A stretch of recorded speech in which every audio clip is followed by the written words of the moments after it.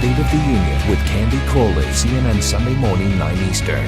Let me take you to one of the things that I've seen you say a lot and that you allude to in here, and that is that you do think that initially the right number of forces were sent into Afghanistan, that you were fully manned, if you will, there. If that is the case, why did the Taliban come back in such force in 2006 and 2007? Because they're determined, they're dedicated, they're vicious.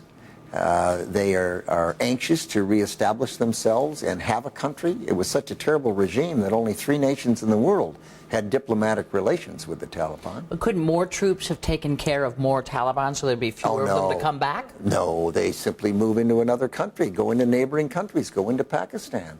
No, or disappear, or just become quiet and not be active. And the minute they have an opportunity, they come back. So what's going to happen, General Petraeus is a fine general, and I'm sure he's doing a good job there. But what's going to have to happen eventually is the Afghan people, the Afghan government, the Afghan security forces are going to have to figure out a arrangement with their people so that it is not hospitable to the Taliban. And they're in the process of doing some of that right now, and over time. But they're not going to disappear. They're a small group of people that are dedicated and determined and vicious. I mean, these people were using the soccer statement. Okay, 10 years from now, we're still going to be there? No. And I said that. I said, look, you can't make a career out of this. The Afghans are going to have to solve it. It's kind of like we are making a career out of it. Well, if you think of it like World War I or II, where it starts and it ends, then you're right. If you think of it like the Cold War, where it lasted 30, 40 years, and people weren't dying daily in the Cold War. No, but there were things going on in the world. I mean, the Soviet Union was expansive in Africa and Latin America and various parts of other portions of the globe. This is not a conventional war with armies, navies, and air forces. We have some troops, but basically it's going to be won not by bullets, but by ideas and by competition of ideas and by the countries involved. They're going to have to. But we're still kind of in the bullet phase. Of course we are, to some extent. 10 years later. But we haven't lost a battle. We can't lose a battle in terms of a military battle. That means that there's something else going on. And what's going on is we're going to have to persuade the world that these people are harmful, they're dangerous, they're against the nation-state concept, and then the Afghan people are going to have sufficient forces to manage their country. Let me ask you in a sort of a broader sense about the Obama administration. You once said if you're not being criticized, you may not be doing much. So I want to give you this opportunity. What is it that you think they are not doing right? I'm not there. I've been out for 4 years. You only look at it from afar, and I think private diplomacy is probably vastly more important than their public pronouncements, and I'm not knowledgeable about their private diplomacy. I do think they were wrong in attacking the Bush administration's structures that have kept this country safe for almost a decade now.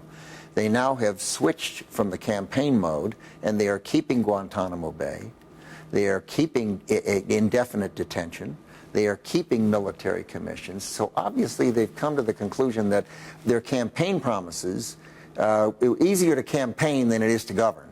And I think they've made the right decisions in keeping some of those structures, because no one wants to have a jail. No one wants to have to do these things.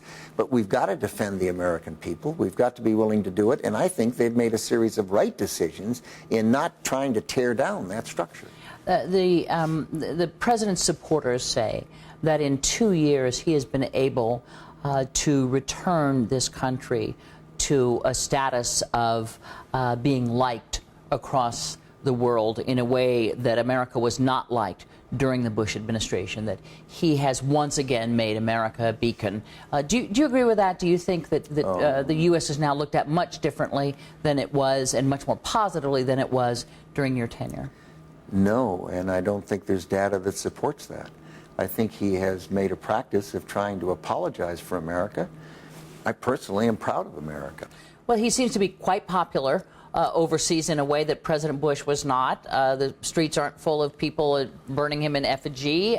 There does seem to be a a chance to look at America in a different way than it did during the Bush administration. You don't think that's true? I don't think that's true, and I don't think that there's data that would support that. Even though the streets look differently? I just don't think it's correct. I could be wrong, but I honestly don't think it's correct. I think that Some people think it's part of the reason why he got the Nobel Prize, was that he was, that people just looked at him so much differently. Well, he had not differently. accomplished a thing when he got the Nobel Prize. It was given to him on hope. Had to have been, because there wasn't anything that he'd done. He'd been in office 15 minutes.